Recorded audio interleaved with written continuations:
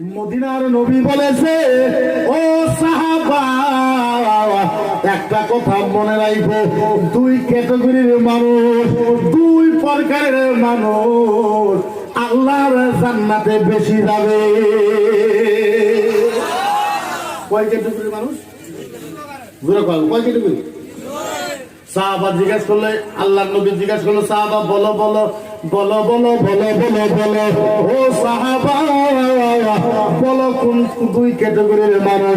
সাহাবা বললো, ইয়া রাসূলুল্লাহ, আলেম হবে, নবী বলছে না। মুফতি হবে, মুহাদ্দিস হবে, মুফাসসির হবে। আল্লাহর নবী বলছে না। সাহাবা বলছে, ইয়া রাসূলুল্লাহ, হাজী হবে। আল্লাহর নবী বলছে না না না, হাজীরাও হবে না। আল্লাহর নবীকে সাহাবা জিজ্ঞাসা করলো, ইয়া রাসূলুল্লাহ, আপনি বলে দেন কোন দুই ক্যাটাগরির মানুষ বেশি করে জান্নাতে যাবে? আল্লাহর নবী বলল, ওয়াল আরবাউ মুনাফিহা ওয়াশ শাজারু রুকাতাল আরবা।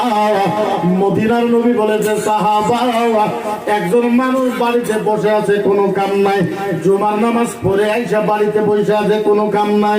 মদিনার নবী বলেছে, তোমার বাড়ির ভিতর থেকে ছোট্ট একটা গাছের চারা নেও, চাই আম গাছ হোক, বড়ই গাছ হোক, কাঁঠাল গাছ হোক, সরবই গাছ হোক, চাই করই গাছ হোক, শিমলি গাছ হোক, যে কোনো গাছের একটা চারা নেও। ওই চারাটা নিয়ে যদি সাইকেল আছে সাইকেল দিয়ে যাও, যদি বাইক আছে বাইক দিয়ে যাও, হাতে একটা খন্তা নিয়ে নাও। মদিনার নবী বলেছে, যেই জায়গার ভিতরে মরুভূমি জায়গা দেখবা, কোনো গাছ গোছালি না, মদিনার নবী বলেছে, ওই গাছের চারাকে, যেই জায়গাতে গাছ নাই রাস্তার কিনারে, ওই গাছটা তুমি পুঁতে দিয়ে হ্যাঙ্গার দিয়ে গাছটাকে লালন পালন করে বেশি করো।